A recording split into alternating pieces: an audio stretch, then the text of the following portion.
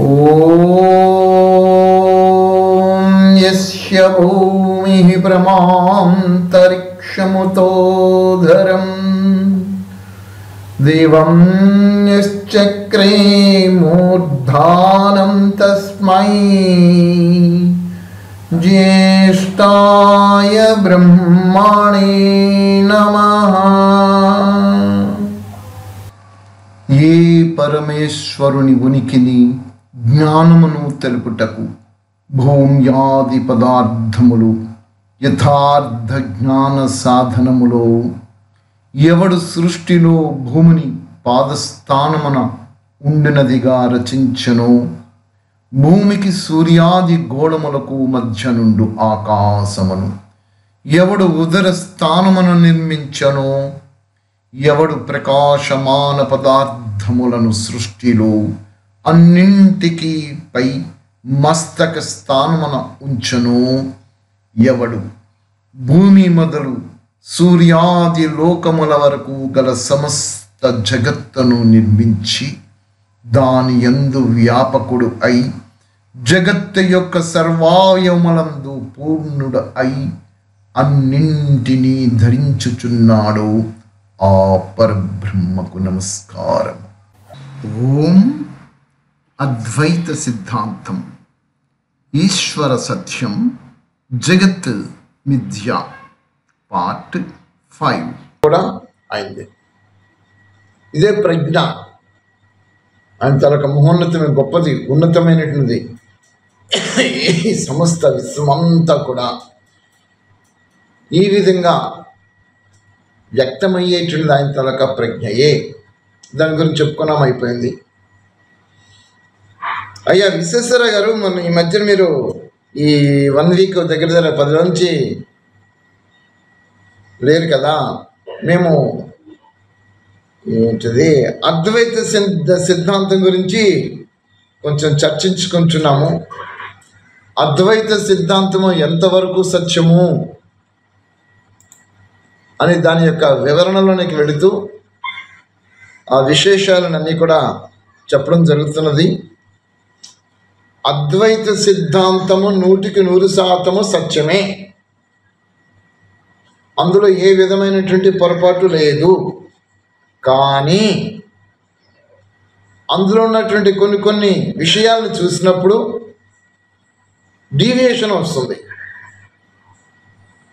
ఏమిటా డీవియేషన్ వస్తున్నది అంటే, ఈశ్వర సత్యము, జగత్తు మిథ్య. ఇది గౌడపాదుల వారి తాలూకా స్లోగన్. గౌడపాదుల వారి దగ్గర నుంచి గోవిందాచార్యుల వారు వచ్చారు. గోవిందాచార్యుల నుంచి శంకరాచార్యులు వచ్చారు. శంకరాచార్యుల వారు దీన్ని వైడ్ ప్రబలం చేశారు. ఈశ్వర సత్యము, జగత్ మిథ్య, ఇది అక్షర సత్యమే. కానీ ప్రజలలోనికి వెళ్ళిపోయేటప్పుడు దీని అర్థాలు మారిపోయి వెళ్ళిపోయాయి. దాంతో ఈ విధానంలో రకరకాలైనటువంటి మార్గాలు ఏర్పడిపోయాయి. ఈశ్వర సత్యము యాక్సెప్ట్ చేయాలి, జగత్ మిథ్య ఇక్కడ విడగొట్టి చూడాలి. విడగొట్టి చూస్తేనే దీని తరగ అర్థం బయటకు వస్తుంది. లేకపోతే నలుగురితో నారాయణ, కులంతో గోవిందుగా ఇది కూడా తయారైపోతుంది. జగత్ మిథ్య వారి యొక్క భావన, శంకర భగవత్పాదుల వారి యొక్క భావన కావచ్చు, వారి గురువులు కావచ్చు, గౌడపాదుల వారు, గోవిందాచార్య వారి కావచ్చు. వారు జగత్ మిథ్య అని ఏ భావంతో చెప్పారో ఆ భావనలోనికి వెళ్ళాలి. ఆ భావనలలోనికి వెళ్లకుండా జగత్ మిథ్య అనేటప్పటికీ ఈ జగత్ లేదు, అంతా ఈశ్వర సత్యము. ఇక్కడ తేడా ఎక్కడ వచ్చింది అంటే, ఉత్తరాది ప్రాంతాన జైన మతం ప్రబలమవుతున్నప్పుడు వాళ్ళు విగ్రహారాధికులుగా మారిపోయారు. జీవుడే దేవుడని చెప్పుకుంటూ వచ్చారు. ఇది వైదిక సిద్ధాంతానికి విరుద్ధము. వైదిక సిద్ధాంతానికి విరుద్ధమైనటువంటి ఈ విధానాన్ని ఖండించాలని శంకర భగవత్పాదుల వారు యొక్క దక్షిణాది ప్రాంతం నుంచి అక్కడికి వెళ్ళినప్పుడు అక్కడ పండితులతో గోష్ఠి జరిపేటప్పుడు వాళ్ళ వాదన వీళ్ళ వాదన ఏమిటి అంటే, జైన మత సిద్ధాంత ప్రకారంగా జీవుడే దేవుడు, దేవుడు లేడు, ఇంకా అయిపోయింది. వైదిక సిద్ధాంతం వచ్చినప్పటికీ జీవుడు లేకపోవడమే, జీవుడే దేవుడు ఎలాగవుతాడర్రా? దేవుడు అనేవాడు ఒకడు ఉన్నాడు, ఈ అనంత సృష్టికి అధిపతి, సృష్టికర్త అని చెబుతూ అక్కడి సిద్ధాంతాన్ని వారు ప్రబలం చేశారు. ఈ ప్రబలం చేసినప్పుడు ఇక్కడ వచ్చినటువంటి వ్యత్యాసంలో ప్రజలలోనికి అనేక విధాలుగా దారి తప్పుకుంటూ వెళ్ళిపోయింది. ఇది అక్కడ వారిని ఖండించడానికి జగత్తు మిథ్య అని అన్నారు. జగత్తు మిథ్య అనేటప్పటికి దీన్ని అర్థం చేసుకోవాల్సింది ఏమిటంటే, దృశ్య జగత్తు ఏదైతే ఉన్నదో ఇది మిథ్య. ఎందుచేతంటే ఈ దృశ్య ప్రపంచం ఏదైతే ఉంటుందో ఇది పరిణామం చెందుతూనే ఉంటుంది. 100 సంవత్సరములు ఎక్కడి దాకా అవసరం లేదు. మన చిన్నప్పుడు ఉండినటువంటి విశేషాలు ఇప్పుడు లేకుండా పోయాయి. అంటే అవి ఇప్పుడు చూస్తే అది మిథ్య అయిపోయింది. మన పూర్వీకులు ఇప్పుడు లేకుండా పోయారు. వర్తమానం ఏదైతే జరుగుతుందో వర్తమానం అంతా కూడా మిథ్య ఎలాగవుతుంది అంటే, భూతకాలం పోయినప్పుడు ఇది మిథ్య అయిపోతుంది. ఇలాగ ప్రకృతి దృశ్య పదార్థములన్నీ కూడా ప్రళయం జరగనంత వరకు కూడా ఇది కనబడుతూనే ఉంటుంది. ఇక్కడ ఎప్పుడైతే వినాశనం జరిగిందో ఇవి నశించిపోతుంటుంటవి, మళ్ళీ కొత్తది వస్తుంటున్నవి. ఇదంతా చూసే జగత్తంతా ఇది ఈ విధంగా మిథ్య అని చెప్పవచ్చును. అంటే ఉదాహరణకి స్వప్న జగత్. స్వప్నంలో నేను ఉంటున్నాను. స్వప్నంలో రకరకాల విధానాలన్నీ కూడా దృశ్య పదార్థాలు, కొండలు, కోణలు, సెలయేళ్ళు, పర్వతాలు, రకరకాల దుఃఖాలు, సుఖాలు అన్నీ చేస్తుంటాను, అన్నీ దర్శిస్తూ వస్తుంటుంటాను. అందులో బాధపడతాను, ఏడుస్తాను, కేరింతలు కొడుతుంటుంటాను, రకరకాల అన్నీ చూస్తూ వస్తుంటాను. అంత స్పృహ ఉంటుంది. అప్పుడు ఎప్పుడైతే స్వప్నం నుంచి మేల్కొన్నానో అది లేకుండా పోయింది. అరే ఇదంతా స్వప్నమా అనిపించింది. అదేవిధంగా ఈ స్వప్న జగత్తు, ఈ దృశ్య పదార్థం ఏదైతే కనబడుతుందో ఈ దృశ్య పదార్థం అంతా కూడా ఒకప్పుడు ఉంటుంది, ఒకప్పుడు లేకుండా పోతుంది. కాబట్టి ఇది మిథ్య అవ్వచ్చు. ఎక్కడ పోతుంది? ఎక్కడి నుంచి వస్తుంది? ఎక్కడ పోతుంది? ఎక్కడికి వస్తుంది? వచ్చిందంటే పోయినట్టే. ఎక్కడి నుంచి వచ్చింది అది? ఇది తెలుసుకుంటే ఏదో ఒకటి ఉంది. దీనికన్నా వెనకాల ఇంకొకటి ఉన్నది. అది ఏమిటంటే మూల ప్రకృతి. ఆ మూల ప్రకృతి ఎప్పుడూ వినాశనం అవ్వదు. అది శాశ్వతము, అది ఎటర్నల్. అది మా శంకర భగవత్పాదుల వారికి కూడా తెలుసును. ఇంచేతనే వారు కూడా ఆధ్యాత్మిక విద్య మార్గంలో మహోన్నత స్థితిని ప్రాప్తం చేసుకున్నారు. వారి గురువులు గోవిందాచార్యుల వారు, శంకర గౌడపాదుల వారు అందరూ కూడా ఈ మార్గంలో ఉన్నారు. కాబట్టి వాళ్ళని ఎవరు మనం తప్పు పట్టలేము. కానీ ఆ తర్వాత వచ్చిన ఫాలోవర్స్లలో ఆ మాటలని తీసుకున్నారే, ఆ స్లోగన్స్ తీసుకుని దానికి రకరకాల అర్థాలు కల్పించుకొని చెప్పుకొని వచ్చేసిస్తారే తప్ప వాస్తవ సత్యం దగ్గరికి వెళ్ళినప్పటికీ మూలతత్వం ఏదైతే ఉంటుందో ఆ మూలతత్వం శాశ్వతము, ఎటర్నల్. ఆ మూలతత్వం నుంచి వచ్చినటువంటి ఏవైతే కనబడుతూ వస్తున్నావో ఇదంతా మిథ్యా ప్రపంచమే. ఇది ఇక్కడ భావన అర్థం చేసుకుంటే అప్పుడు ఈ స్లోగన్కి కరెక్ట్గా అర్థం వస్తుంది. ఈశ్వర సత్యము, జగత్తు మిథ్య అనేటువంటిది ఈ ప్రస్తుతం జరుగుతున్న జగత్తు మిథ్య అవుతుంది. మూల పదార్థం ఏదైతే ఉంటుందో అది ఎటర్నల్, అది ఎప్పటికీ అలా ఉండిపోతుంది. ఈ మూడింటికి రెఫరెన్సెస్ తీసి చూస్తే ఉపనిషత్తు చెప్పాయి, వేదాలు చెప్పాయి, అవన్నీ చెప్పాయి. కాబట్టి జగత్ ఎప్పటికీ కూడా మిథ్య కాదు, మూల పదార్థం శాస్త్రంగా ఉంటుంది. చూసే ఈ జగత్ ఇది మిథ్య అవుతుంది. ఈ విధంగా అర్థం చేసుకుంటే అందరికీ కూడా బాగుంటుంది. నా ప్రియ ప్రేక్షక మహాశయులు ఎవరైతే ఈ శంకర భగవత్పాదుల వారి తాలూకా శంకర విధానాన్ని అనుసరిస్తూ ఫాలోవర్స్గా ఉంటున్నారో సత్యాన్ని గ్రహించండి, ఒకసారి విశ్లేషించండి. మిమ్మల్ని ఏమీ కూడా కించపరిచే విధంగా మేము మాట్లాడటం లేదు. అందులో ఉన్న జ్ఞానాన్ని కొంచెం విశ్లేషించి మీకు తెలియచేస్తున్నా. మీరు కూడా అర్థం చేసుకోండి, పరిశీలించండి. జగత్ ఎలా మిథ్య అవుతుంది? ఉపనిషత్తు ప్రమాణం తీసుకోండి. అజామేకం లోహితాశుక్ల కృష్ణాంబి ఈ ప్రజామాన స్వరూప అని అక్కడ వస్తుంది. అజములు అనేటప్పటికల్లా శాశ్వతం, జన్మమూలైనటువంటివి. ఏమిటా జన్మమూలైనవి? మళ్ళీ విడగొచ్చి చెప్పేసి ఇస్తాడు అక్కడ. ప్రకృతి, ఆత్మ, పరమాత్మ ఈ మూడే ఎటర్నల్ అని చెప్పేసేసింది. మరి మూడే ఎటర్నల్ అన్నప్పుడు ఇందులో ప్రకృతి అక్కడ ఉంది కదా, మరి ఆ ప్రకృతి అక్కడ ఎలాగ మిథ్య అవుతుంది? అయ్యా ప్రేక్షక మహాశైలు, జ్ఞానాన్ని అర్థం చేసుకోండి. అనేక విధానాలతోటి ప్రక్షిప్తాలతోటి ప్రజలలోనికి మూలతత్వం వేద గ్రంథాల తలగా వేద జ్ఞానం మరుగులు పడిపోయి వచ్చేసింది. ఎవరికి వేద జ్ఞానం అర్థం కాకుండా పోతున్నది. అలాంటి మహాతరుణంలో మహర్షుల వారు, దయానంద సరస్వతుల వారు సత్యమైన యథార్థ జ్ఞానాన్ని బయటికి మళ్ళీ ఫోకస్ చేశారు. ఆధ్యాత్మిక సంస్థలు రకరకాల విధానాలతో బయటకు వచ్చేసేసాయి. పూర్వపు రోజుల్లోనంటే అంటే ఇప్పుడు ఈ విధంగా ఈ గ్రంథస్థం లేనటువంటి రోజులలోనైతే మహా దివ్య పురుషులు వేదాంగ పారం చతుర్వేదీలు అందరూ కూడా కూర్చొని ఎవరెవరైతే న్యూలీ కమర్స్ అంటే జ్ఞానాన్ని నేర్చుకుంటూ ఉంటారో, వేద జ్ఞానం అధ్యయనం చేస్తూ వస్తుంటుంటారో, పరిరాజక వృత్తితో స్వీకరించి ప్రపంచమంతా వేదజ్ఞానం ప్రచారం చేస్తుంటున్నారు. వీళ్ళందరూ కలిసి ప్రతి సంవత్సరం ఒక దగ్గర పెద్ద సభ ఏర్పాటు చేసుకునేవారు. ఆ సభలో చతుర్వేదులు ఉండినటువంటి వారందరూ కూడా ఏదైతే మూలమైనటువంటి వేద మంత్రాలు ఉన్నావో అవి వల్లె వేస్తూ ఉండేవారు. ఈ పిల్లలు ఎవరెవరైతే నేర్చుకునే న్యూలీ కమర్స్ ఉన్నారో, కొంతమంది ఉన్నారో, ఈ అక్షర దోషాలు కానీ వాటి తాలూకా భావార్థాలు కానీ వీటి మళ్ళీ తేడాలు వస్తాయో అని సరిచూసుకుంటుండేవారు. సరిచూసుకొని మళ్ళీ అంతా సరి చేసేసుకొని మళ్ళీ ప్రచారాలకు వెళ్ళిపోయేవారు. ఆ విధంగా అప్పుడు జరిగేది. ఆ తర్వాత గ్రంథస్థం వచ్చింది. గ్రంథస్థలు వచ్చిన తాళపత్ర గ్రంథాలు వచ్చిన తర్వాత పుస్తకాలు, పేపర్స్ వచ్చేసిన తర్వాత ఇప్పుడు అంతా పుస్తకాలు నిక్షిప్తం అయిపోయి ఉండిపోయాయి. కానీ మూలమైనటువంటి ఆ చతుర్వేద్యులు మహా దివ్య పురుషులు ఎవరైతే ఉన్నారో వాళ్ళు ఏ జ్ఞానమైతే భావార్థాలు చక్కగా ఇవన్నీ చెప్పుకుంటూ చేసుకుంటూ వచ్చారో అలాగా ఆ విధంగా సరిచేసి చెప్పేటటువంటి వాళ్ళు తరవైపోయారు. ఎవరికి వాళ్ళది, ఎవరి కుంపట వాళ్ళదే, ఎవరి గోల వాళ్ళదే. ఈ ఆధ్యాత్మిక ఆధిపత్య పోరులు వచ్చేసేసాయి ఈ ఆధ్యాత్మిక సంస్థల మధ్యన. ఈ దిక్కుమాలిన ఆధ్యాత్మిక ఈ పోరులు ఎందుకో నాకు అర్థం కావటం లేదు.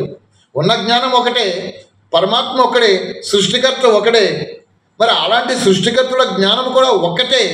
ఆ ఒక్క జ్ఞానం చెప్పుకునేటప్పుడు ఈ ఆధిపత్య పోరులు ఎందుకండి ఈ సంస్థల మధ్యన, ఈ సంస్థల దాకా ఫాలోవర్స్ మధ్యన? ఇదే అయోమయం, గజిబిజి, గందరగోళం.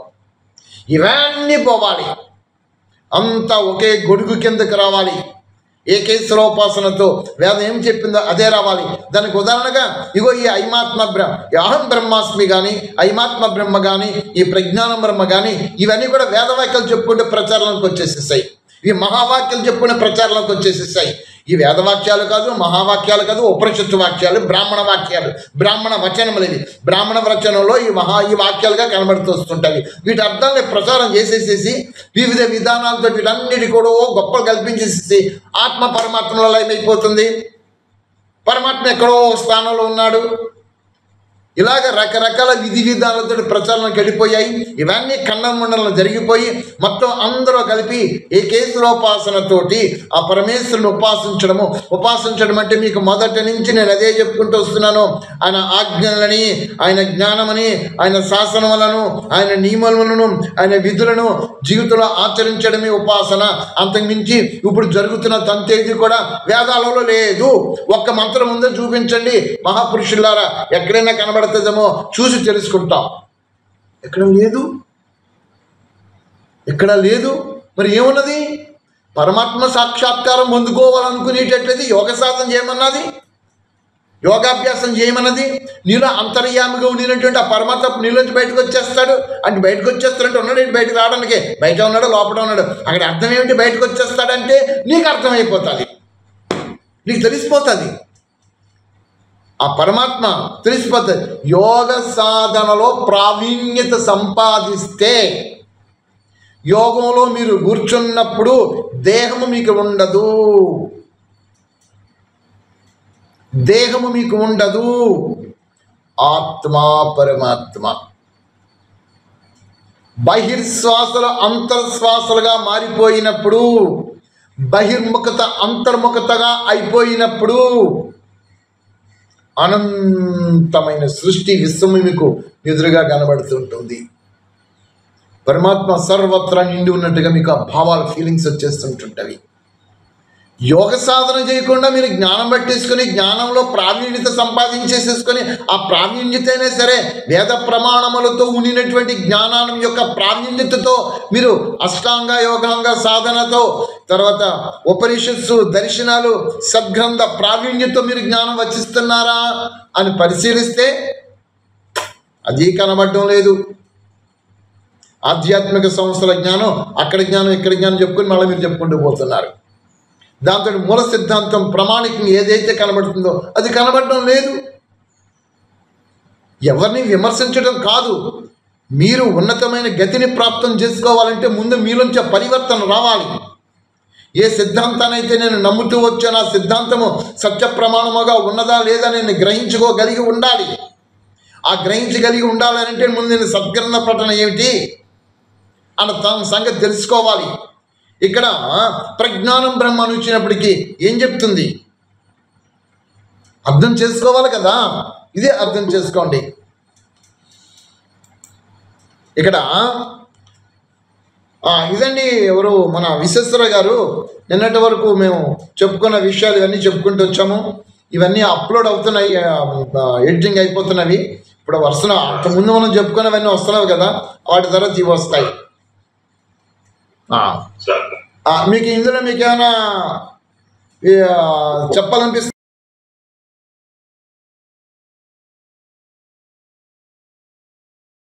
అవగాహన రాలేదు సార్. ప్రజ్ఞానం బ్రహ్మ ఈ వివరాలు మీరు చెప్పారు కదా సార్, అది అప్లోడ్ అయ్యి చదివితేనే కానీ నాకు అది చూస్తేనే కానీ ఒక అవగాహన రాదు సార్. ఓకే, అవగాహన రాదు సార్. ఓకే, మీరు ప్రజ్ఞానం బ్రహ్మ అనేటటువంటి విధానాన్ని మీకు ఈ పదం ఎప్పుడైనా మీరు విన్నారా? లేదు సార్, వినలేదు. ఓకే, మా విషయాలు చెప్పమ్మా. ఏంటి హ్యాండ్ రైజ్ చేసావు? నమస్తే గురువు గారు. ఒక్క నిమిషం నీ వీడియో ఆన్ చెయ్యమ్మా. ఈశ్వర సత్యం జగత్ మిథ్య అన్న దానికి చాలా క్లియర్ గా వివరణ ఇచ్చారండి. అలాగే మరి అద్వైతము అంటేనే రెండు వేర్వేరు కాదు, జీవాత్మ పరమాత్మ రెండు ఒక్కటే అనేమో కదా అర్థం.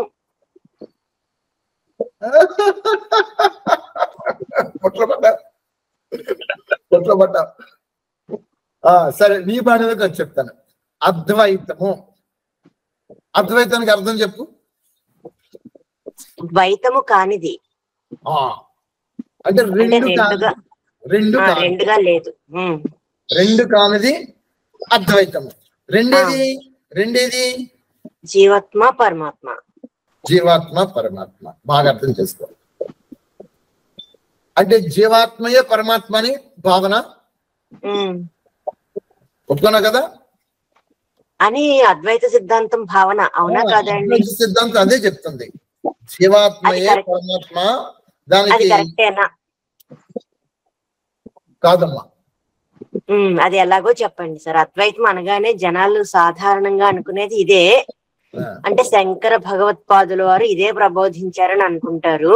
ఇప్పుడు మీరు వివరణ ఇచ్చారు, ఈశ్వర సత్యం జగత్ మిథ్య అనడానికి కారణం ఇది, దాని అర్థం ఇది అని చెప్పారు. అలాగే అద్వైతానికి కూడా చెప్పాలి కదండి. అమ్మ మరి మొదట చెప్పాను కదా, వినలేదా? లేదు సార్, ఇప్పుడు మీరు విశ్వేశ్వరరావు గారికి జిస్ట్ చెప్పారు కదా, ఈ 3 రోజులు 4-5 రోజుల నుంచి ఆయన లేనప్పుడు చెప్పుకోవడం. ఆ జిస్ట్ లో ఇది లేదండి, అద్వైతము అనే దానికి లేదు. లేదా అంతకుముందు మొదటి డిస్కషన్ చెప్పలేదా నేను ఫస్ట్ డే రోజుని?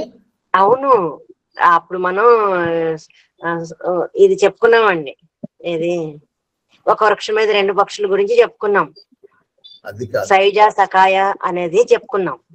అయితే ఇప్పుడు విశ్వేశ్వరరావు గారికి మీరు మళ్ళీ సారాంశం చెప్పారు, చాలా క్లుప్తంగా, చాలా బాగుంది. అక్కడ కూడా దీని వివరణ ఇచ్చేస్తే క్లారిటీ వస్తుంది కదా. ఓకే తల్లి, ఇద్దాం. అయ్యా రామానుజులు గారు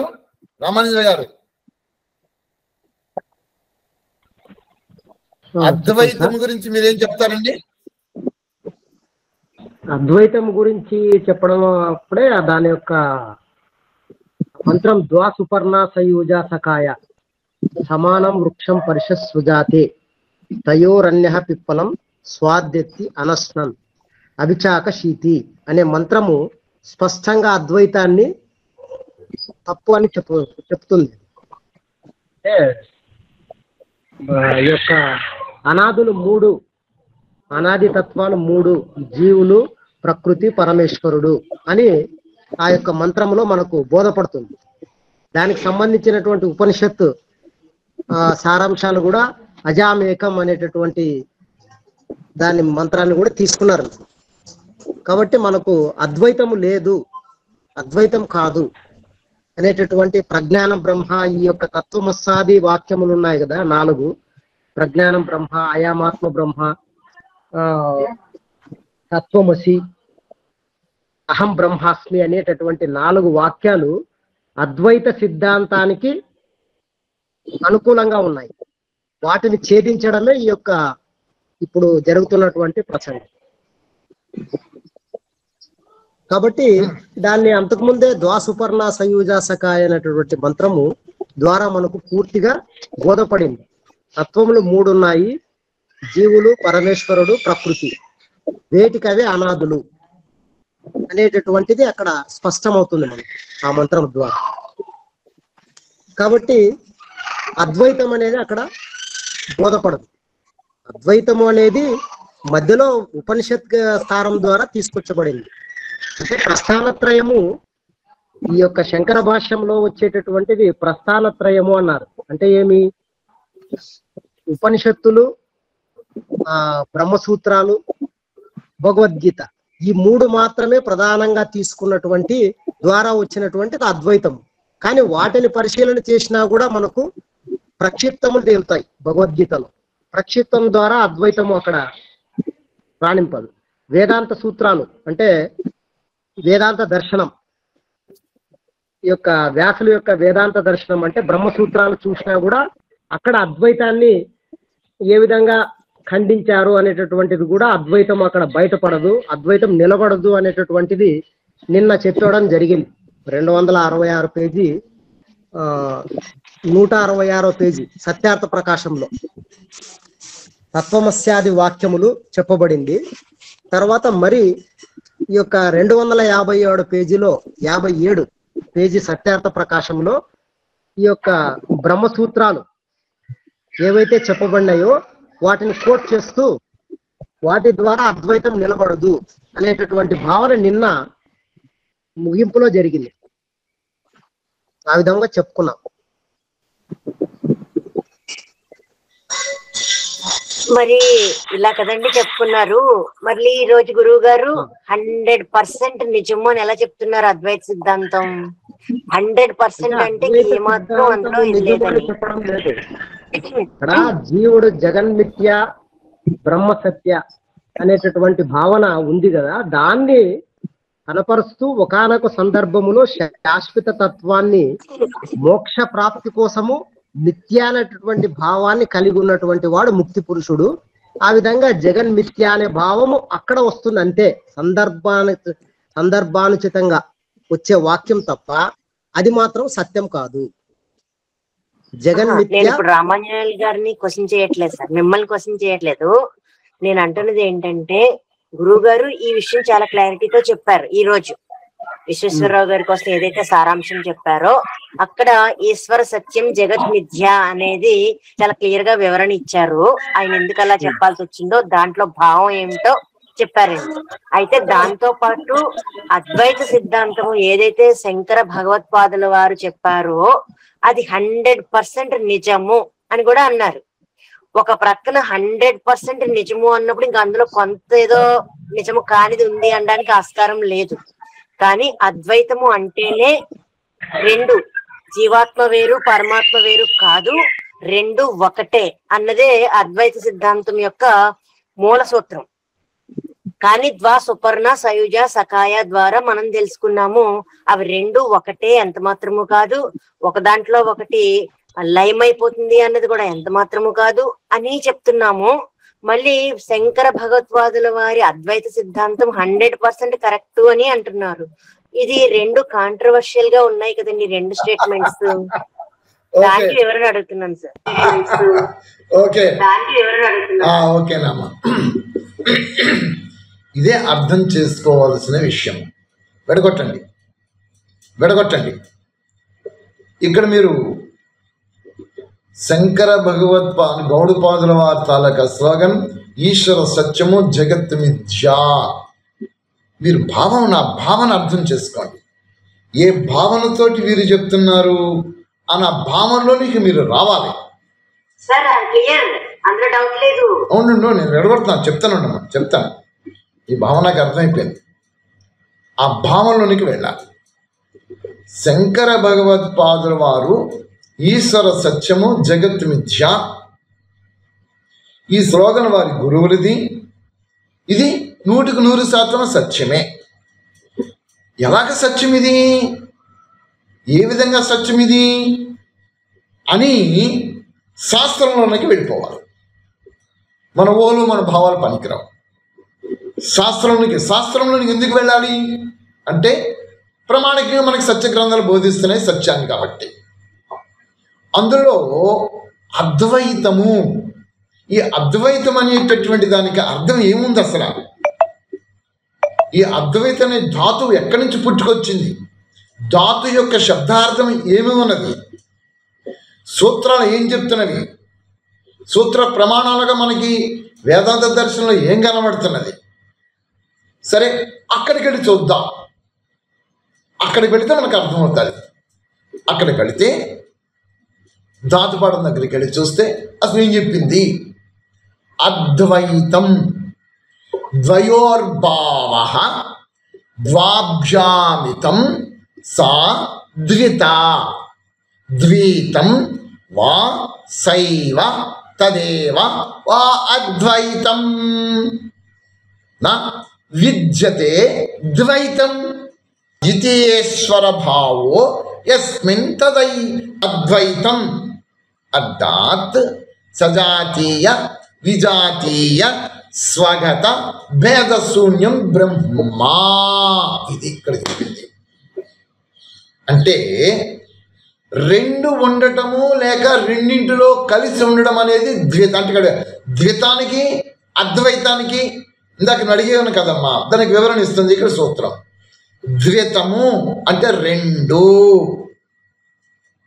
ఈ రెండు అనేటువంటిది ఒక దాంట్లో ఒకటి కలిసి ఉండేదానికి రెండు అంటున్నాము, లేదా ఇద్దరు కలిసి ఉండేది రెండు అని చెప్తున్నాం. ఈ శబ్దం వస్తుంది. దీనికి ద్వైతం లేక ద్వైత అనబడుతుంది. ద్వైతమే ద్వైతము విడబడుతుంది ఇక్కడ. ద్వైతమే ద్వైతం. అట్టి ద్వైతం లేనటువంటి వాడు అకారం చేర్చితే ద్వితానికి అద్వైతం. ద్వితానికి అకారం ముందు చేర్చితే అద్వైతం. అద్వైతం అంటే తన వంటిది కానీ మరొకటి కానీ లేనటువంటి వాడు, స్వజాతీయుడు కానీ విజాతీయుడు కానీ తనకన్నా రెండవడవడు లేనటువంటి వాడు. ఎవడవాడు? ఒక్కడే. ఆ ఒక్కడెవడు? నా ద్వితీయో నా తృతీయో నా చతుర్థో నా పంచమే నాకు వచ్చేదని మనకి అధర్వేదం చెప్పి తీసుకుంటూ వచ్చేసింది. ఒక్కడే. ఓకే, యాక్సెప్ట్ చేస్తా. ఒక్కడేనే వెయ్యా నువ్వు మహానుభావ, దీన్ని తప్ప ఇంకెవరు లేవు, ఒక్కడే. బాగుంది. ఇక్కడ సెక్షన్ క్లియర్ అయిపోయింది మనకి. మరి ఆత్మ పరమాత్మ ఈ రెండు ఒకటే కదా, రెండు ఏమైపోతున్నా కనబడుతున్నావు కదా. ఆత్మే పరమాత్మ సిద్ధాంతం బోధిస్తుంది కదా. ఇప్పుడు వచ్చేద్దాం. ఆత్మ పరమాత్మలో కలిసిపోతుంది, ఆత్మే పరమాత్మ అని చెప్తున్నారు కదా. ఇదే కదా అద్వైత సిద్ధాంతము అని ఆలోచన వచ్చేస్తుంది. ఇక్కడ ద్వితము కానిటువంటి వాడు అద్వైతము అంటే రెండు కానిటువంటి వాడు ద్వితమే ద్వైతం అవుతుంది. ఇటు ద్వితానికి ముందు మనం అక్కడ ద్వైతానికి ఆ చేర్చితే ముందుని అద్వైతం వచ్చేసింది. అంటే రెండు లేనటువంటి వాడు ఒక్కడే అయిపోయింది. ఒక్కడే ఈశ్వరుడు కన్ఫర్మ్ అయిపోయాం. మరి ఇక్కడ ఆత్మ దగ్గరికి వచ్చి చూస్తే ఇప్పుడు మళ్ళీ వేదాలు ఏం చెప్పాయి అని ఇక్కడికి రావాలి. సూత్రాలు ఏం చెప్పాయి? మహర్షులు మనకి వ్యాస మహర్షి బ్రహ్మసూత్రాలు ఏం చెప్పాడు, పతంజలి వారు ఏం చెప్పారు, సాంఖ్య ఏం చెప్పింది, వైశేషికం ఏం చెప్పింది. మళ్ళీ వీటి దగ్గరికి వెళ్ళాలి. అసలు వీటన్నిటికన్నా ముందు అసలు వేదాలు ఏం చెప్పి చూస్తే తెలిసిపోతుంది గోళాలు. వేదాల దగ్గరికి వచ్చి చూసేస్తే వేదాలలో చక్కగా వెడగొట్టి మంత్రం చెప్పేసేసింది మనకి. ఏం చెప్పింది అంటే ద్వా, అసలు మొదట మంత్ర ఆ పద ఉచ్చారణలోనే విడగొట్టి చూపించింది. ద్వా అంటే రెండు. రెండు అనేటప్పటికి ఇక్కడ ఆత్మ వచ్చేసింది, పరమాత్మ వచ్చేసింది. రెండు విడిపోయే ఉన్నాయి. అక్కడ రెండు లయమైపోతాయని కానీ ఆత్మ పరమాత్మలు లీనమైపోతుంది కానీ అని ఎక్కడ ఒక్క మంత్రం కూడా వేదాలలో లేవు. మరి వేదాలలో లేనటువంటి మంత్రాలని ఏ ప్రమాణములతో ఆత్మ పరమాత్మలో లయమైపోతుందని ఈ ప్రవచనకారులు కావచ్చు, ఈ పండిత లోకం కావచ్చు, ఈ ఆధ్యాత్మిక సంస్థలు కావచ్చు చెప్తున్నాయో చూపించాలి ఇక్కడ ప్రమాణపూర్వకంగా. అమ్మ విషయాలు అర్థమవుతుందా? ప్రమాణపూర్వకంగా చూపించాలి. ఇక్కడ ఋగ్వేదములను 1:124 క్లియర్గా ఈ మంత్రం చెప్పేసేసింది. ఏం చెప్పేసేసింది? ద్వా పద మొత్తము మంత్ర ప్రారంభములోనే ఆ పదములోనే ద్వా అని చూపించింది. అంటే రెండేటప్పటికల్లా ఆత్మ పరమాత్మ రెండు ఎలాగున్నవంట? సమానంగాను సకాయ మిత్రత్వంతో, తర్వాత రూపములోను, ఇవన్నీ కూడా ఈ వృక్షం మీద ఉన్నట్టు ప్రకృతిలో ఉన్నవని చెప్పేసింది. దీనికి భాష్యకారులైన భాష్యాలు చెప్పినటువంటి వారు ఉపనిషత్తులను, శ్వేతాస్త్ర తరోపనిషత్తులను మళ్ళీ చెప్పింది. అజామేకం లోహిత శుక్ల కృష్ణాంబహి అని. అజామేకం అజములు, జన్మములు లేనటువంటివి, శాశ్వతమైనటువంటివి అక్కడ మళ్ళీ చెప్పింది. జన్మములు లేనటువంటివి, శాశ్వతమైనటివి అని చెప్తున్నప్పుడు మరి ఆత్మ పరమాత్మ ప్రకృతి మూడు కూడా మూడు విభిన్న వృత్తులతోటి, విభిన్న లక్షణములతోటి ఇవి ఉన్నవి అని ఈ శ్వేతాస్త్ర తరోపనిషత్తు చెప్తుంది, అక్కడ ఋగ్వేదం చెప్తున్నది. అటువంటిప్పుడు అద్వైత సిద్ధాంతంలో ఆత్మ పరమాత్మ ఒక్కటే అని ఏ ప్రమాణములతో చెప్తున్నారో ఈ మహానుభావులు, ప్రవచనకారులు, విద్వాంసులు, ఆధ్యాత్మిక సంస్థలు ఒకసారి చెప్పండి. ఈ మంత్ర ప్రమాణాలు ఇలాగ ఉన్నవి. దీనికన్నా ముందు పరమాత్మ సర్వత్రా వ్యాపించి ఉన్నాడు అని చెప్పుకుంటూ నీ హృదయములో నీకు రెండవ వాడిగా ఉన్నాడు అని యజుర్వేదంలో పురుష సూక్తం మళ్ళీ చెప్పేస్తుంది. ఇక్కడ ఏమని? సహస్ర శీర్ష పురుష సహస్రాక్ష సహస్రపాత్ అని ఈ మంత్రం యజుర్వేదంలో 31 చెప్తున్నప్పుడు ఇక్కడ పురుష అనే పదానికి అర్థం తీసుకుంటే పూర్ణుడు. ఎక్కడయ్యా పూర్ణుడు? పూర్ణుడు అంటే అర్థం ఏంటయ్యా అని మళ్ళీ లోపడిపోతే ఈ పురుష అనే శబ్దానికి పూర్ణత్వముతో 3 విధాలుగా పూర్ణుడై ఉన్నాడు ఆయన, ఆ పురుషుడు. 3 విధాలు ఏమిటి అనేటప్పటికీ ఆత్మ హృదయంలో దశాంగుళం అని చెప్పి మనకు దశాంగుళం వస్తుంది. దశాంగుళం అంటే దశ అంగములతో ఉండినటువంటి ప్రకృతి జగత్తు, దశ అంగుళములతో ఉండినటువంటి హృదయము, దశ ప్రాణులలో ఉండినటువంటి ప్రాణులను. అంటే ఈ మూడింటిలోను హృదయములోను, ప్రాణములలోను జగత్తులను పూర్ణుడై ఉన్నాడు అని చెప్పడానికి ఇక్కడ మళ్ళీ అర్థం వచ్చేసేసింది. అంటే ఇక్కడ హృదయంలో ఉన్నాడు అంటే ఆత్మకి భిన్నముగా హృదయాకాశములో నీ హృదయంలో రెండవ వాడిగా నీకు అంతఃకరణలో నీ అంతర్యామి రూపములో అని ఈ మంత్రాల ముందు మనం చాలా చెప్పుకుంటూ వచ్చేస్తాం. మరి ఇలాంటి వాడు ఆత్మ పరమాత్మలో ఏ విధంగా అద్వైత సిద్ధాంతం వచ్చింది అని పరిశీలిస్తే అప్పుడు వాడు చెప్పిన భావం ఏమిటంటే జగత్ మిథ్య అంటే ఈ జగత్తు కాదు, ఈ దృశ్య పదార్థం ఇది మిథ్య అయిపోతుంది, సూక్ష్మ జగత్తు ఒకటి ఉన్నది అది మిథ్య ఎలాగవుతుంది, అదే పరమాణు రూపంలో తుచ్చమై ఉన్నది. అందం తమః ప్రవిశంతి ఏ సంభూతిముపాసతే తతో భూయ ఇవతే తమోయ అసంభూతిత్యాగమృతాః. అచ్ఛాదితం లేకుండా అయోగ్యమై తుచ్చమై ఏకదేశి అయి ఈ ప్రకృతి అంతా ఆయన ఎదురుగా ఉంది. అప్పుడు ఉంది కదా, అది మిథ్య ఎలాగయ్యింది? ఇది ప్రమాణం కదా, వేద ప్రమాణము. ఈ ప్రమాణాలతో చెప్పాలమ్మా, చెప్తే వాళ్ళు యాక్సెప్ట్ చేస్తారు. అది అద్వైత సిద్ధాంతం కరెక్టే. వారు ఆ మహానుభావులు, వాళ్ళు దివ్య పురుషులు, చక్కగా ఆ జ్ఞానంతో చెప్పేశారు. వాళ్ళ నాలెడ్జ్తో అలా చెప్పారు. ఆ నాలెడ్జ్కి మనం చేరుకోలేని కారణంగా మన నాలెడ్జ్తో మనం చెప్పుకుంటూ వెళ్ళిపోతున్నాం. ఇది ప్రచారం అయిపోయింది. దీన్ని ఖండమండలం చేసేసి మూల సిద్ధాంతం దగ్గరికి వెళ్ళిపోవాలి. మూల సిద్ధాంతం ప్రమాణకం మళ్ళీ వేదాన్ని తీసుకోవాలి. భాష్యకారులైనటువంటి ఉపనిషత్సు దర్శనాలు తీసుకోవాలి. అప్పుడు ప్రమాణం తీసుకుంటే ఈ శ్లోకం అక్కడ దాంతో సరిపోతుంది. ఇప్పుడుండే విధానాలతో ఈ విభేదం సృష్టిస్తుంది. మనకి 7:10 అయిపోయింది. సరే, మిగతాది రేపు చెప్పుకుందాం.